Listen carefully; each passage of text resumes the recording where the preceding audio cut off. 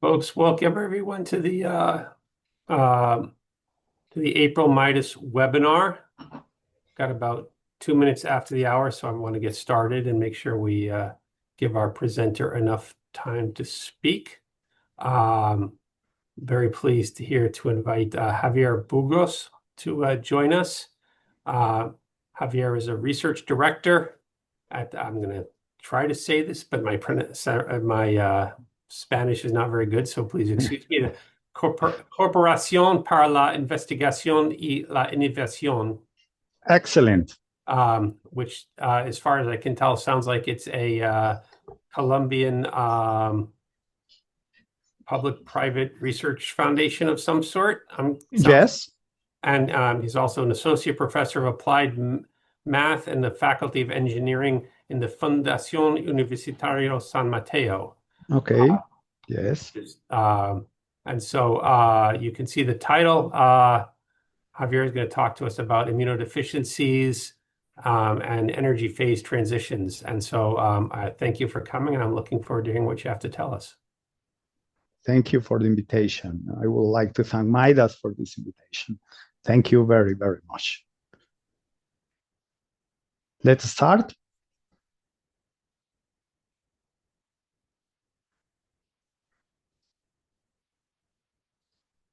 The floor is yours. Go right ahead. Okay, thank you.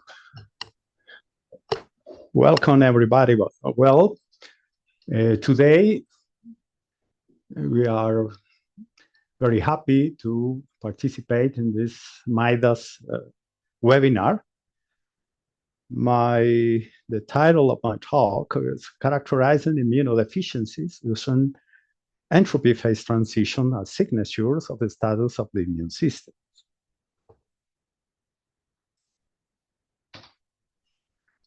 The short overview of this presentation, an introduction and background, a brief exposition about research gaps and objectives, a methodological framework, mathematical model, something about entropy calculations and the results, optimal immune function, a characterization of primary immunodeficiencies, secondary immunodeficiencies, a new power law relationships derived from our results, and biomathematical implications, future relations, conclusions, and reference.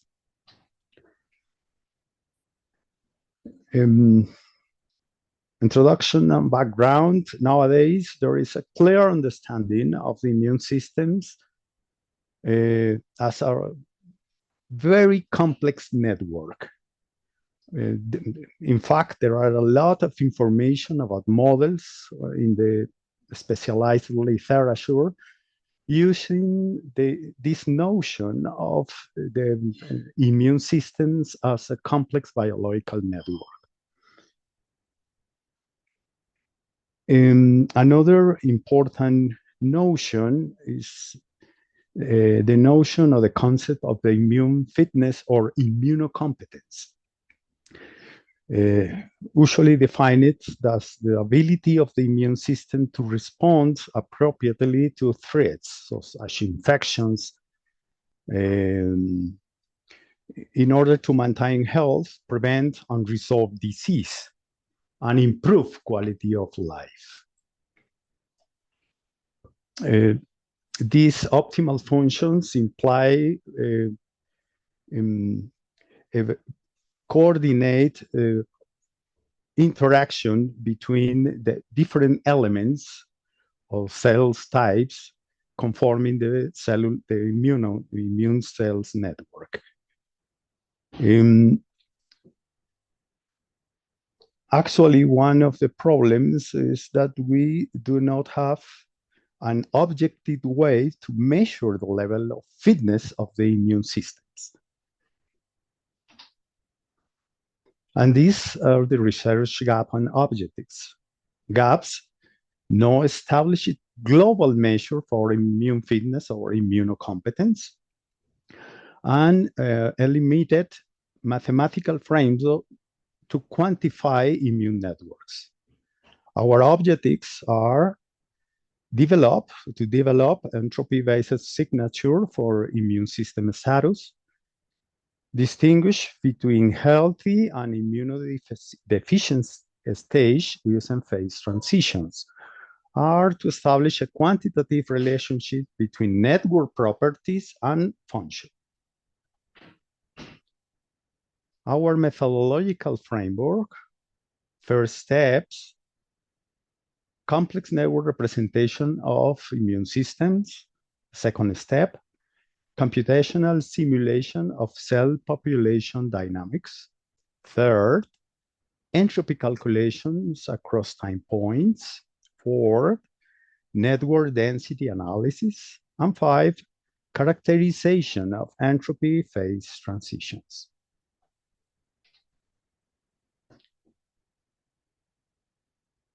An essential background for the present work is this article of Sender and collaborators, in which the total mass and relative frequency of each of the main cell types that make up the immune systems were determined from the first time in 2023, as you can see in this table.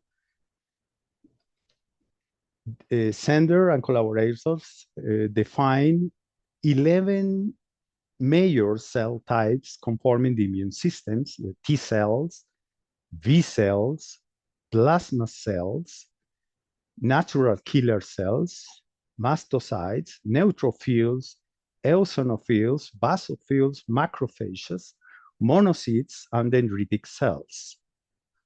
They were able to measure the total mass in grams and the frequency distribution of these cellular types across all the body in human system.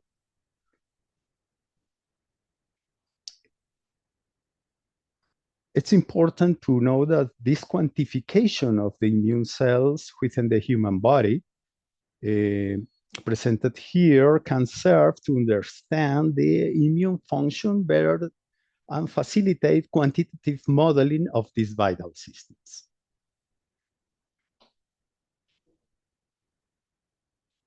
Our mathematical framework, based in these significant results of Sanders and collaborators, is those of a complex adaptive network where the 11 major immune cell populations conforming a fully connected,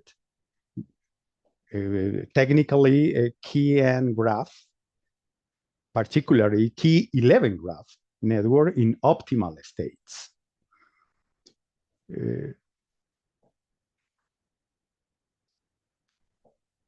This mathematical approach consists of using the notion of complex adaptive systems developed in 2020 by Theor in Belgium, and the representation of the immune systems as a connected network of 11 nodes. With these mathematical frameworks, we are able to elaborate a connection matrix, as you can see in this slide, where each cell type is connected with the other cell types and define following the mathematical models of Trevor of network as modeling networks, immune networks as adaptive networks, following a logistic growth model, as you can see the slide, where this matrix, this connected matrix, which represent the complex network of the 11 cellular types conforming the immune system, grow following a logistic model where the characteristics values of mortality rates and carrying capacity were obtained from the previously work of Sanders and collaborators. So we elaborate a mathematical model of 11 differential equations. We can run using a Python script to obtain the following results.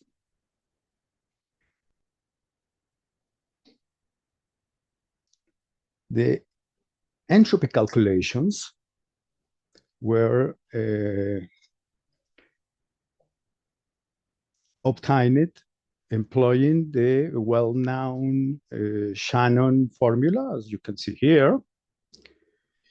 And additionally, we are able to measure the link density, H density D, basically calculation, as you can see here, the ratio of existing links, M, to the total possible links, where the maximal link density D of a completely connected network is 1.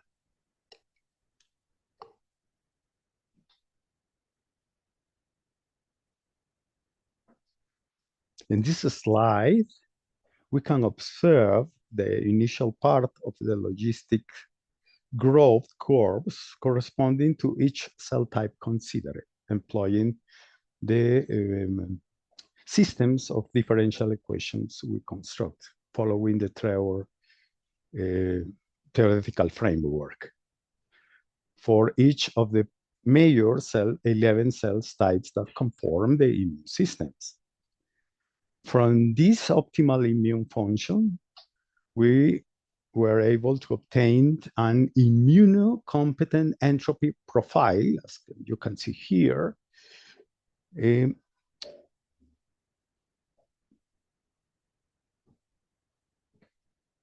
The entropy phase transition that characterize an optimal immune network, as observed in these slides,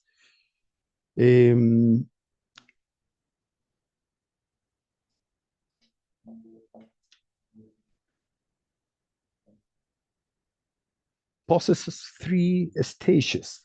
The first of them is exponential growth, starting from the level of low entropy until reaching maximum, in this case, entropy equals 19.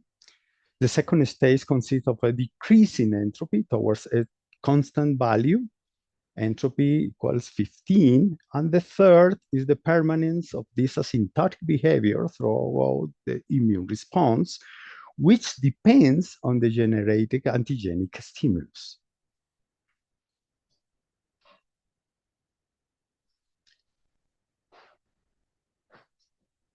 In this slide, we can see the immunodeficiency type considered.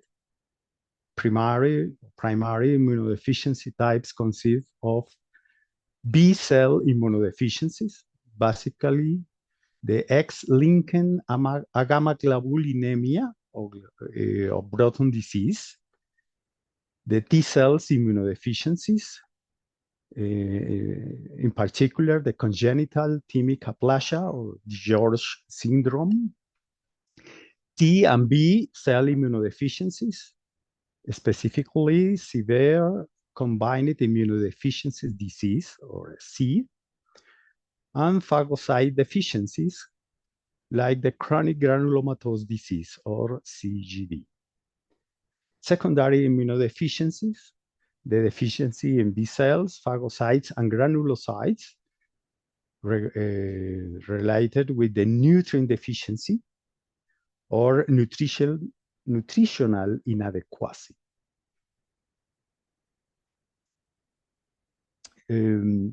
Secondary immunodeficiency related with failures of NK natural killer cells related with obesity, and T-cell immunodeficiency related with acquired immunodeficiency syndrome.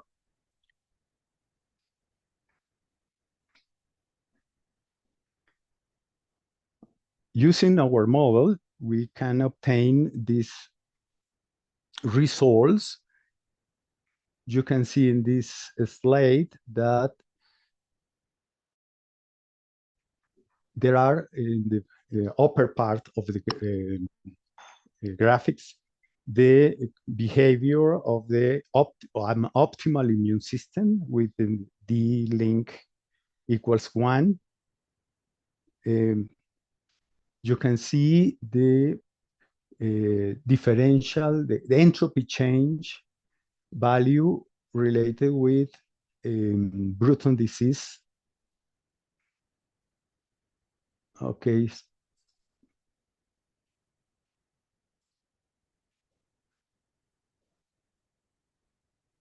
DiGeorge disease, CGD, and SID diseases. As you can see here, there are a clear difference between an immunocompetent stage and those related with those primary immunodeficiencies considered here.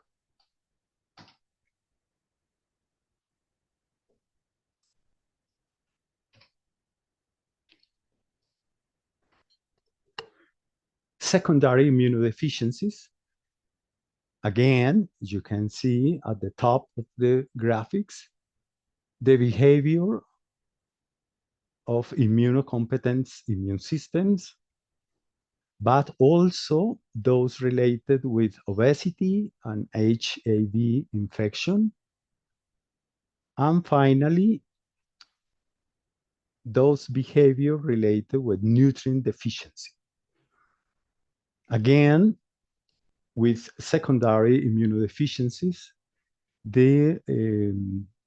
our model can illustrate how entropy phases change over time and can measure in an objective way the behavior of this structure of the immune network and how with the development of the progression of the disease, the structure regarding the links of the immune networks are changing continually in order to express a measure of the development of the secondary immunodeficiencies.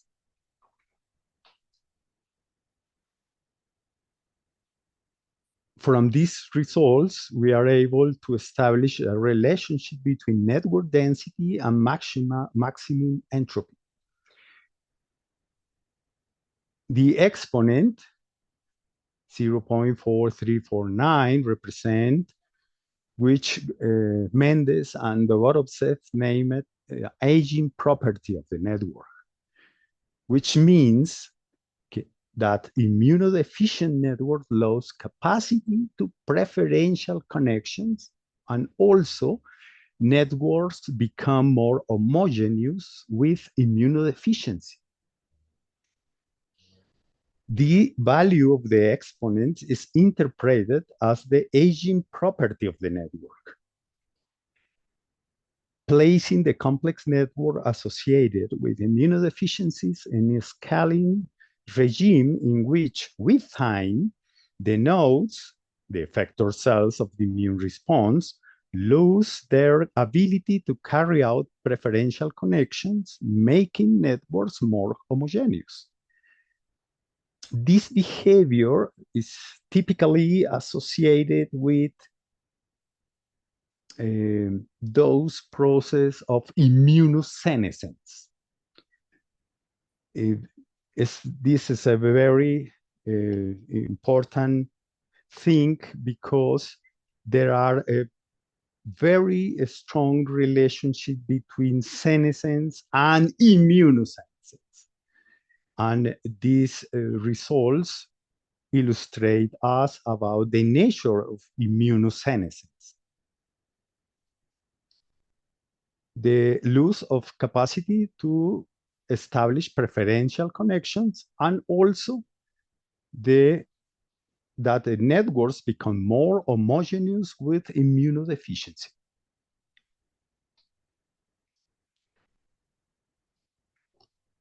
The biomathematical implication of this work, first, entropy could be used as an emergent property of immune network structure, phase transitions as critical phenomena in biological systems, power law relationships suggesting a scale-free, homogeneous transition from immunocompetence to immunosenescence. Connection to network aging theories following Dorogovtsev and Mendes, and potential applications for dynamical systems analysis in immunology.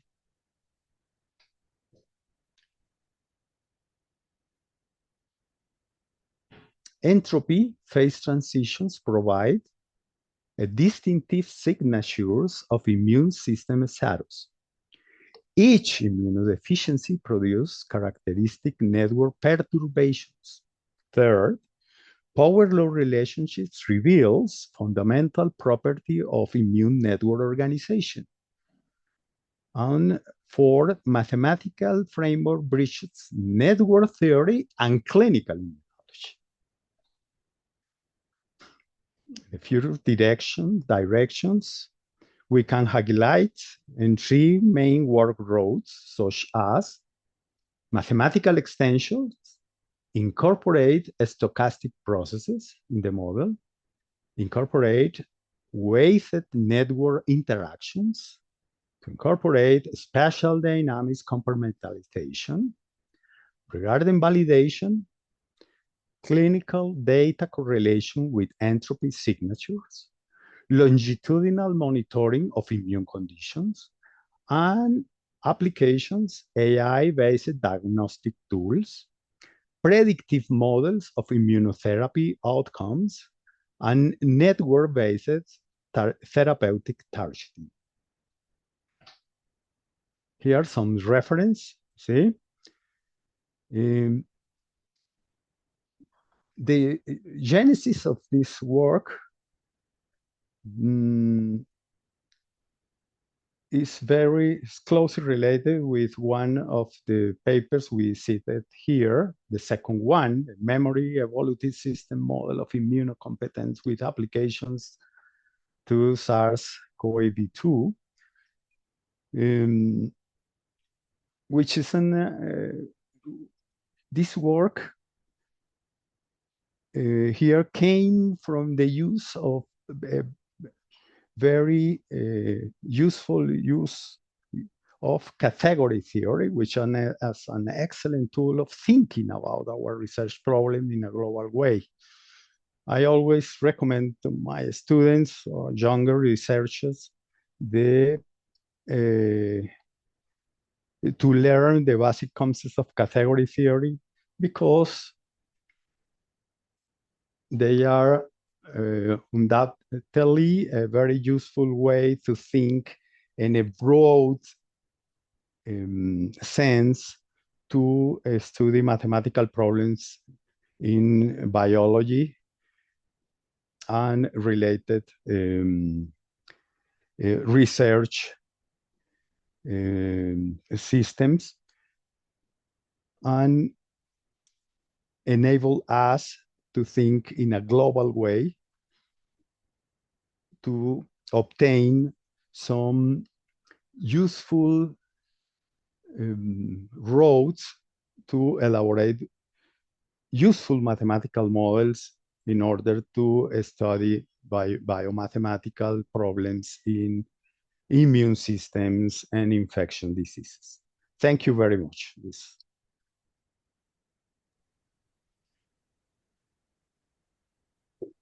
Thank you. Nice, concise talk. Very interesting stuff.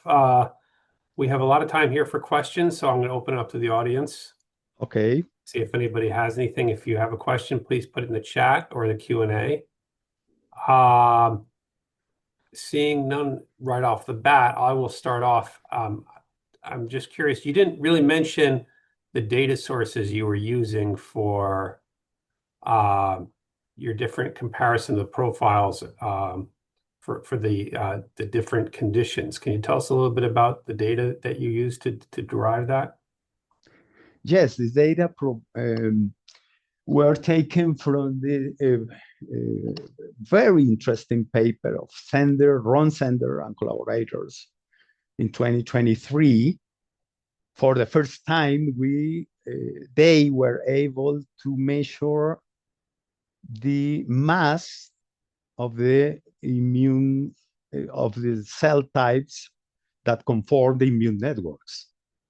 And they were able to measure very accurately the values of the participation of these different cell types regarding the functional immune systems. It's a very important point because before this work of Sender, we have no idea about these numbers. We don't know nothing about the populations of the immune systems and how these populations are interacting each other. Yes, because this is important for those we are working in immunology, in quantitative immunology and immunological modeling. The use of this paper is very important advance in immunology to measure these quantities of cell types related with the optimal immune function.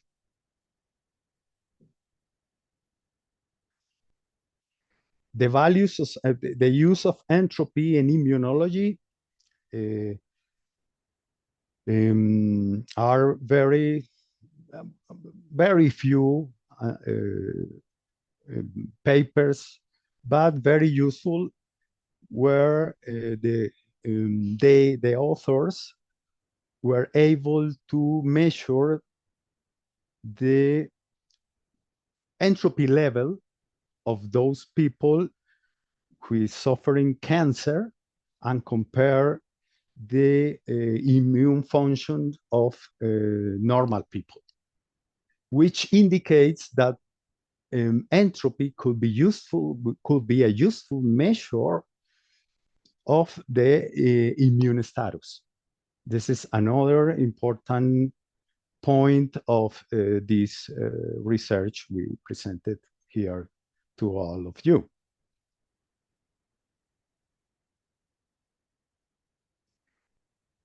Applications, a lot of them. We can imagine a scenario where we will interested in to follow the effects of a new vaccine. So we can measure a long time the impact of the vaccination on the status of the immune systems of the person versus those controls not vaccinated, or people with immunological or immunodeficiency problems. This is very interesting possibility.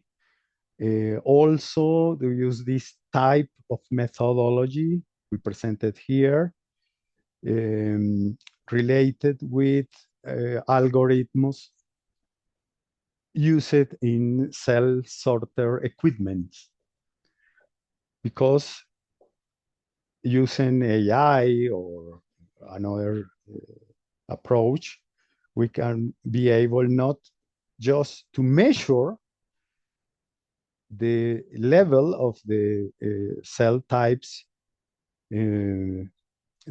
determined by the cell sorter method, but also we can reach a diagnostic about the immune status of the person. I think this will be a very interesting application of this methodology.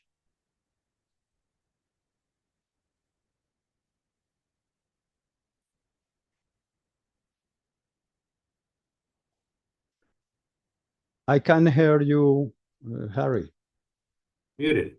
So one Okay. question, relatively simple question is that you request that you could provide the reference for that sender paper, I think. If you Okay. put that in the chat, that would be really helpful. Yes. Um, Immediately. Another question was whether there was I'll just read the question here. Can you develop a nonlinear deterministic mathematical model to explain your claims further? Would that be possible or interesting? Another mathematical, A nonlinear model in particular. a new model from this? I think that's the Yes. question. Yeah. Okay. Uh, Actually, we are working in to develop um, an algorithm, a core algorithm to implement these methods with or to be used in cell sorter equipments. Hmm. This is our interest in these moments. Yes. Hmm. Hmm. Okay. Got it. And so since since MIDAS is of course about infectious diseases, I'm really curious to see, do you think this, given the right data, could be applied to infectious disease response?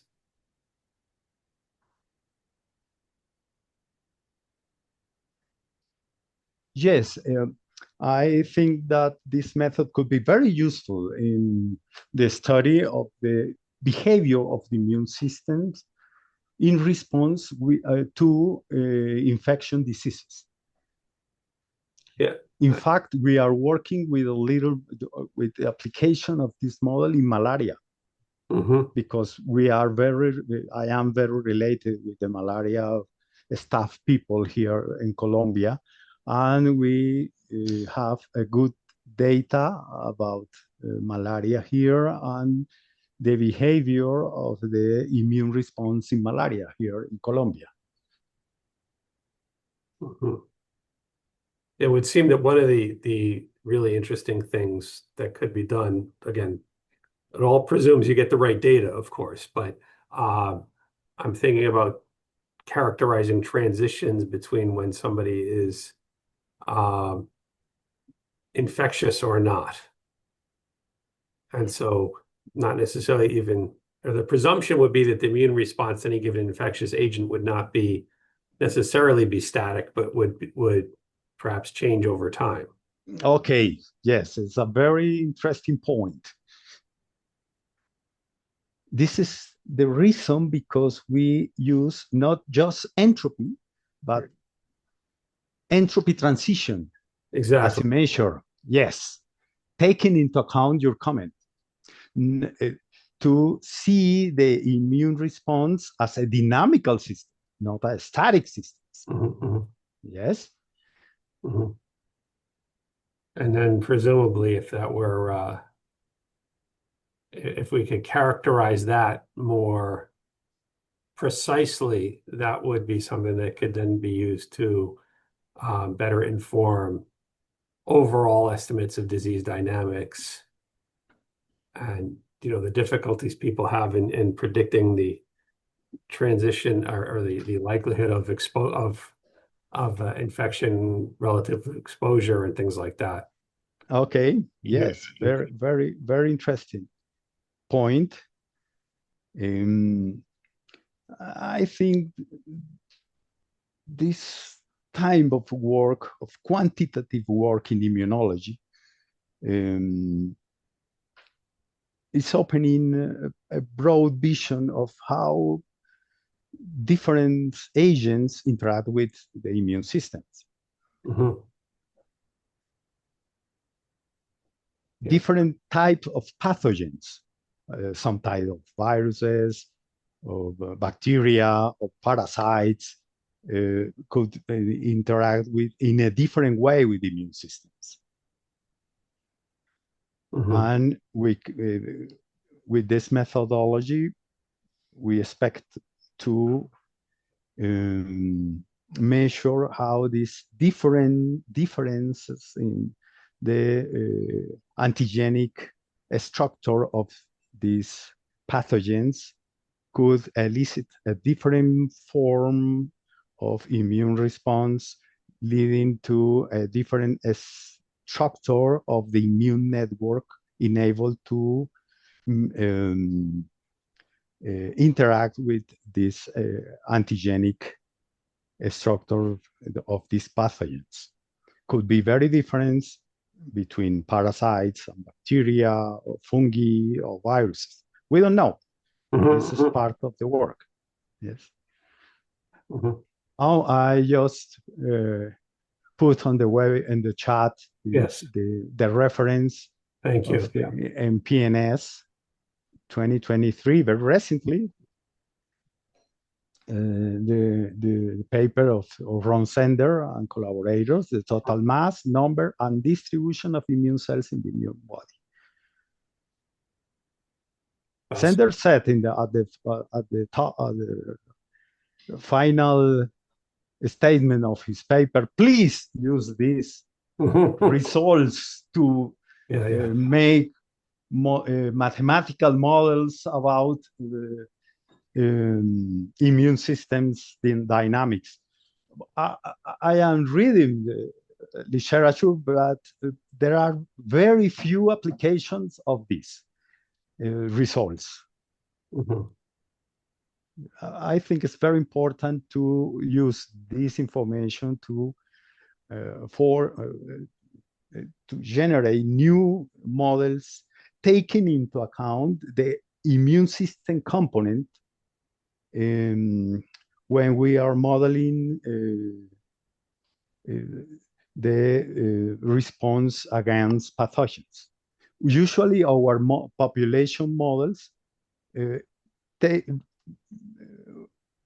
don't usually don't use a lot of components related with the immune systems, but also with the characteristics of the pathogen itself and some parameters related with adaptive immune response, number of B cells, number of T cells, Mhm. but Mhm. usually we forget the innate immune components.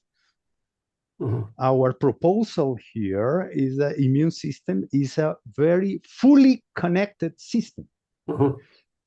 The traditional vision of the immune systems, like those systems, the innate component, macrophages, NK cells, etc., and adaptive systems, T and B cells, on the specific immune response, is very useful to teach our students which is the structure of the immune system. But in practical terms, this separation could be very uh, dangerous way of to see the way the immune systems interact against pathogens or against um, some kind of bioindicators of diseases like cancer, obesity. We are recently working in a stress and anxiety derived diseases and the way of the immune system responds to this stimulus related with neuroimmunological um, uh, connections. And usually in our models of pathogens, we forget that the immune system is a very connected systems and this could generate some biases when we obtain the results of our models. Usually, or more probably related with within host pathogens models, because I think that epidemiological models works very, very well. Yes. But within pathogen interaction models uh, have this weakness related with consideration of the immune systems as a whole complex immune network.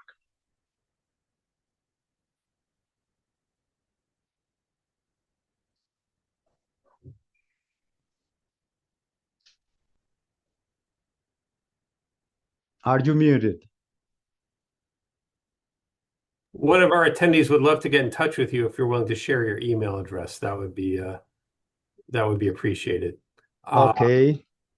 The other question, um, and again, the paper is in the chat for those who are looking at it. The other question was something that I was just thinking also as I looked at this, took a quick peek at this Sender paper. The question here is, what's the cell population to consider for the immune system component? And it looks like Sender has the figure here talking about different profiles of different immune cells at different locations within the body. Yes. So can you talk about that a little bit? Okay. Excellent question. Sender and collaborators employed a very intelligent strategy to elaborate the work he published in PNS in 2023, because they take into account those nodes or central nodes where the immune cells concentrate to elaborate the interactions which were able to configure the immune response. And they took different components of the body to measure the number of the different type of cells that are presented in each of these components of the human body. Mhm. And also they use very secondary information about preliminary measures of the immune cell types. And finally, they organized the cells in 11 major cell types. The consideration is as follows. Any immune cell belongs to one of these 11 cell types. And the second consideration that we expose today is that, in fact, all these cell types are connected directly or indirectly when the immune systems recognize an antigen.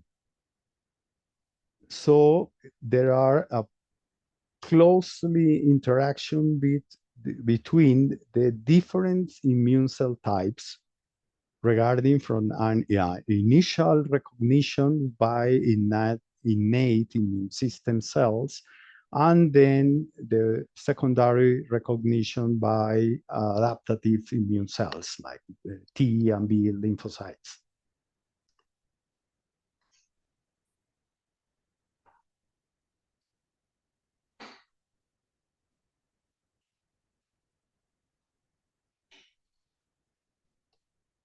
You are mute. I keep on muting so I don't interrupt you. Okay. Just asking if we have any further questions from anybody. I think you've given us a lot to think about here, though. This is really intriguing and a fascinating way to think about what it might mean to do infectious disease modeling at a cellular level. And I know that there are have been more pushes, more emphasis on this sort of approaches and trying to tie what goes on at the level of the individual to the population level models that I think are more common in the Midas world. And uh, Yes. some of this, of course, is a challenge of availability of data. The other challenge here is just also, I think, that it requires bridging sort of the worlds of epidemiology with some of the worlds of immunology, which may not have been all that closely tied together.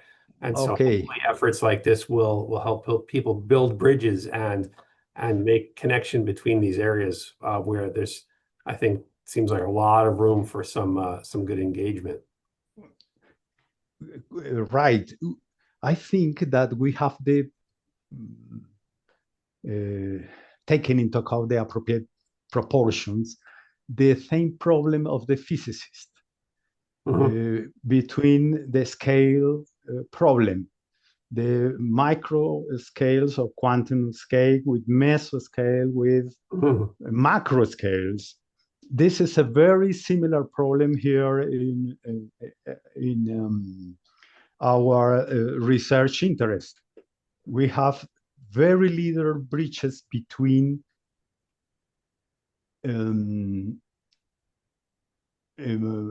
modeling the immune response inside the body of the person and those with related with the population level. mhm, We mhm, have no idea about how each person responds to a pathogen and how the population responds to the pathogen. Usually we think that there are probably no relationships, but we are not surely about that. mhm, mhm, And think that it's a very interesting way to think about epidemiology and the modeling of the immune response specific regarding how a particular person interact with pathogens or with with some antigens. mhm, We usually know found bridges between these two different worlds, an inner world and an outer worlds related with how the immune systems is working at these different levels. That we could be interested in to think about epidemiology as a very a higher dimension of the function of the immune system, something like this. Well, excellent. very interested, but probably this is philosophy, not biology. But It's a little bit of all of the above. I mean, you've just laid out a long-term ambitious research agenda that I don't think anybody's going to solve this problem anytime soon, but it's definitely worth digging into. yes, yes, yes, yes.